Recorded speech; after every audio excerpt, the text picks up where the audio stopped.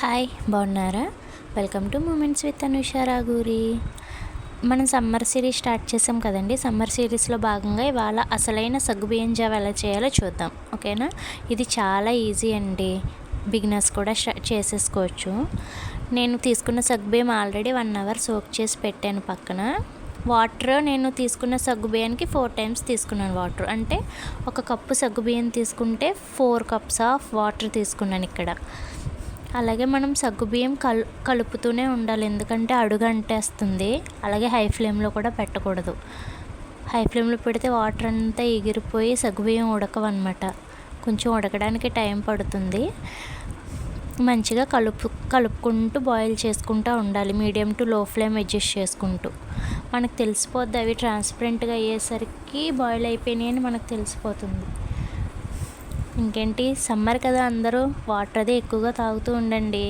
ఇలాంటి సగ్గుబియ్యం జావా, సబ్జా water, coconut water ఫ్రీక్వెంట్గా తీసుకోండి. సమ్మర్ ఎండలు బాగా ఎక్కువగా ఉన్నాయి కదా. అలాగే పిల్లల్ని కూడా బయటికి అది పంపించకండి ఎక్కువగా. బయట అందరికీ ఫీవర్స్, వైరల్ ఫీవర్స్ అలా కూడా ఉంటున్నాయి. జాగ్రత్త, పిల్లల్ని బాగా టేక్ కేర్గా చూసుకోండి సమ్మర్లో. మీరు చూసుకుంటారనుకోండి, అయినా చెప్పాలనిపించింది మీకు, ఎందుకో చెప్తున్నాను. సగ్గుబియ్యం కొంచెం బాయిల్ అయిన తర్వాత ఇలాచీ వేసుకుని మళ్ళీ ఒకసారి కలుపుతున్నాను. కలిపిన తర్వాత మనకి తెలుస్తుంది ట్రాన్స్పరెంట్గా అయిందని. ఇక్కడ మీకు చూపిస్తాను చూడండి, ట్రాన్స్పరెంట్గా అయితే సగ్గుబియ్యం ఎలా ఉంటాయో. మీరు కూడా చేసేసుకోవచ్చండి, చాలా ఈజీ. అది మీకు కనిపిస్తుందో లేదో మరి వీడియోలో, ట్రాన్స్పరెంట్గా అయిన సగ్గుబియ్యం చూడండి. అలా అయిన తర్వాత మనం షుగర్ యాడ్ చేసుకోవాలి. షుగర్ మీరు తినే స్వీట్ని బట్టి యాడ్ చేసుకోవచ్చు, కొంచెం తక్కువే యాడ్ చేసుకోండి, ఎందుకంటే షుగర్ కూడా అంత హెల్దీ కాదు కదా. అందుకని నేను ఇక్కడ 4 స్పూన్స్ ఆఫ్ షుగర్ తీసుకున్నాను. షుగర్ కూడా బాగా కరిగిపోయిన తర్వాత మనం స్టవ్ ఆఫ్ చేసేసుకుంటే సరిపోద్ది.